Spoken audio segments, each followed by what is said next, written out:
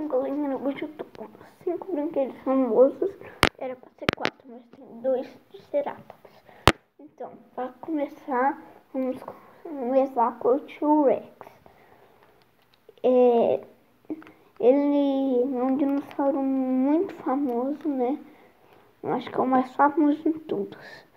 Então, ele mexe o rabo e mexe a cabeça dele. Só que como as cachorras da rua mordeu ele e estragou tudo ele, da cabeça. Aí meu avô curou ele e ficou bom. Aí eu dei uma limpadinha nele. E eu também tô com esse Triceratops. Ó, ele abre a boca, ó, tá perto aqui.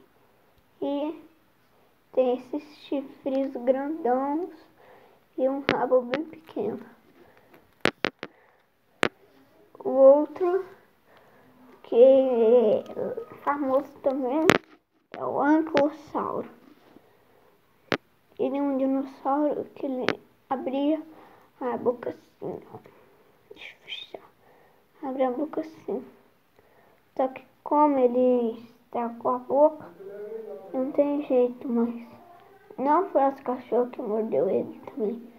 Esse aqui é porque deve ter apertado muito forte aqui. Aí ele quebrou.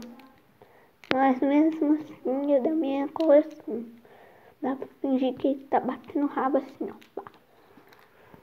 E o outro Triceratops. Mexe a cabeça. Assim. Mexe o rabo.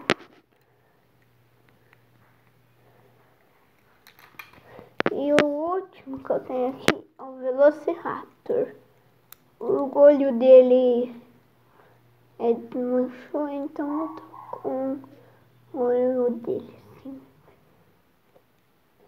Ele abre a boca e aí vem desmontado. Então, tchau.